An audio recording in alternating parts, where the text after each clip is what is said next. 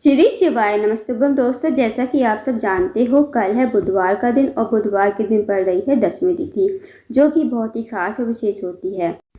बस आपको 11 हरे मूंग के दाने से अचूक उपाय करना है। यदि आप इस उपाय को करते हो तो आपकी जो भी मनोकामना होगी, चाहे वो मनोकामना धन को लेकर हो, व्यापार को लेकर हो, नौकरी को लेकर हो, या फिर आपके जीवन की कोई बड़ी से बड़ी मनोकामना हो, वो आपकी मनोकामना इस उपाय को करने से पूरी हो जाएगी। साथ ही साथ आपकी जो भी समस्या चल रही है जीवन में, वो समस्या भी आपकी समाप्त हो जाएगी इन उपाय को करने से।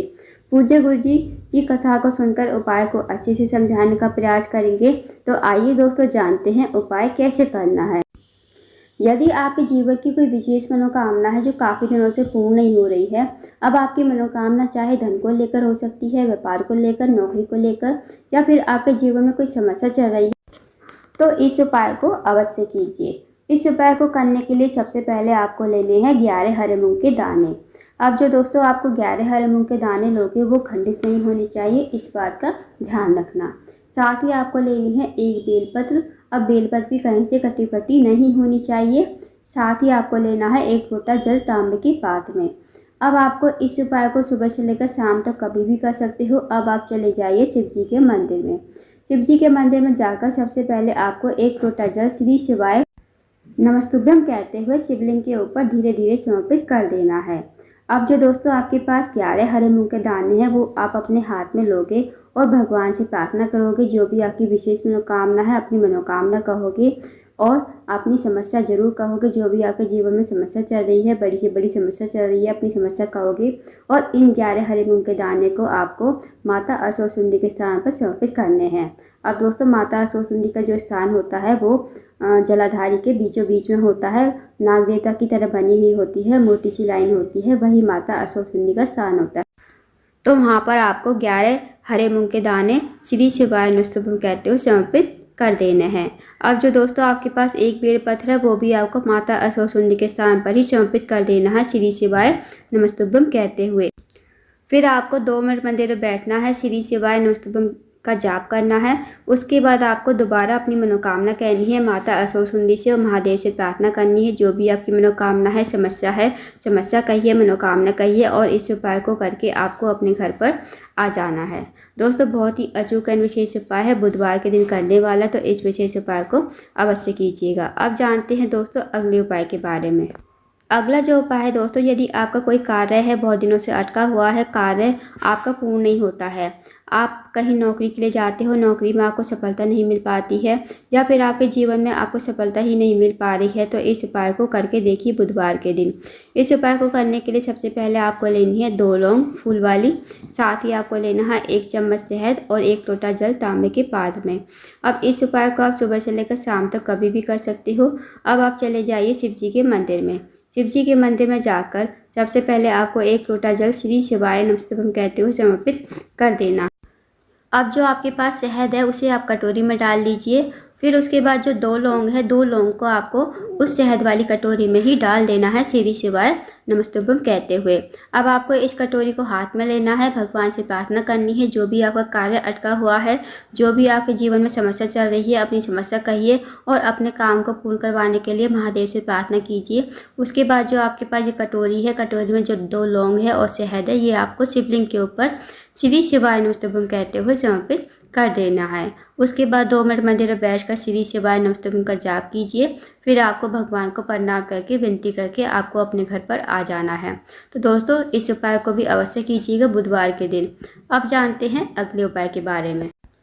दोस्तों, अगला जो उपाय है वो है रोग मुक्ति के लिए। यदि आपके घर में कोई व्यक्ति काफ़ी दिनों से बीमार है, उसकी जो बीमारी है दूर होने का नाम नहीं ले रही है, तो इस उपाय को अवश्य कीजिए। इस उपाय को करने के लिए सबसे पहले आपको लेना है 1 लोटा जल तांबे के पात्र में। साथ ही आपको लेनी है एक बेलपत्र जो कहीं से कटी फटी और खंडित नहीं होनी चाहिए। अब आपको इस उपाय को सुबह से लेकर शाम तक कभी भी कर सकते हो। अब आप चले जाइए शिव जी के मंदिर में। शिव जी के मंदिर में जाकर सबसे पहले आपको एक लोटा जल श्री शिवाय नमस्तुभ्यं कहते हुए शिवलिंग के ऊपर समर्पित कर देना है। अब जो दोस्तों आपके पास एक बेलपत्र है उसे आप अपने हाथ में रखोगे और भगवान से प्रार्थना करोगे उस रोगी व्यक्ति के लिए जो रोगी व्यक्ति आपके घर में काफ़ी लंबे समय से बीमार चल रहा है, उसके लिए प्रार्थना करोगे।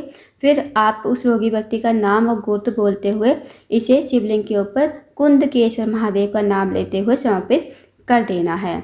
फिर आपको 2 मिनट मंदिर में बैठना है, श्री शिवाय नमस्तुभ्यं का जाप करना है। अब जो दोस्तों आपने बेल पर चढ़ाई थी ना शिवलिंग के ऊपर, वो आपको महादेव से प्रार्थना करके विनती करके आपको औषधि के रूप में वो अपने घर पर लेकर आनी है। फिर आपको इस बेलपत्र को घर पर लाकर उस रोगी व्यक्ति को खिलाना है जो रोगी व्यक्ति आपके घर में काफ़ी लंबे समय से बीमार चल रहा है।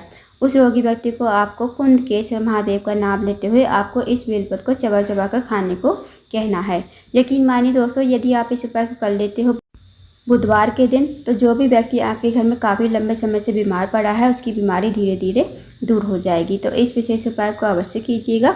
अब जानते हैं दोस्तों अगले उपाय के बारे में।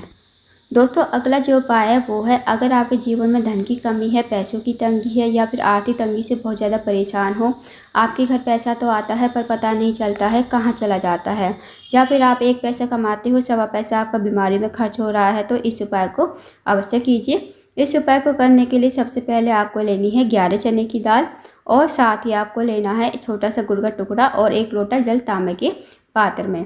अब इस उपाय को भी आप सुबह से लेकर शाम तक कभी भी कर सकते हो।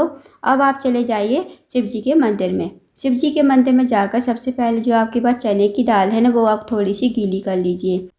अब जो आपके पास छोटा सा गुड़ का टुकड़ा है वो आपको लोटे के जल में ही डाल देना है। अब जो आपने चने की दाल गीली करी थी वो आपको शिवलिंग के ऊपर श्री शिवाय नमस्तुभ्यं कहते हुए समर्पित कर देनी है। अब जो आपके पास एक लोटा जल है वो आप अपने हाथ में लोगे और भगवान से प्रार्थना करोगी, जो भी आपके जीवन में धन की समस्या चल रही है, धन की वृद्धि नहीं है, धन प्राप्ति नहीं है, माता लक्ष्मी का आपके घर में वास नहीं है, माता लक्ष्मी आपसे रूठी हुई है, तो आप अपनी मनोकामना कहिए और भगवान से प्रार्थना कीजिए कि हे महादेव, मेरे घर में माता लक्ष्मी का वास हो, हमारे घर में हमेशा माता लक्ष्मी वास करे और हमारे जीवन में कभी धन की कमी ना हो, धन की किल्लत ना हो।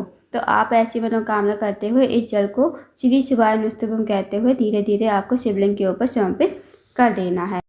फिर 2 मिनट आपको मंदिर में बैठना है, श्री शिवाय नमस्तुभ्यं का जाप करना है। उसके बाद आपको भगवान को प्रणाम करके विनती करके आपको अपने घर पर आ जाना है। तो दोस्तों बहुत ही छोटा सा विशेष उपाय है, इस उपाय को अवश्य कीजिएगा। इस उपाय को करने से आपकी मनोकामना अवश्य ही पूर्ण हो जाएगी। तो दोस्तों ये थे कुछ विशेष उपाय जो आपको बुधवार के दिन करने हैं। इन उपाय को अवश्य कीजिएगा। अगर आपको जानकारी पसंद आई हो, वीडियो को लाइक करना, शेयर करना, चैनल को जरूर सब्सक्राइब करना और कमेंट बॉक्स में श्री शिवाय नमस्तुभ्यं हर हर महादेव जरूर लिखना।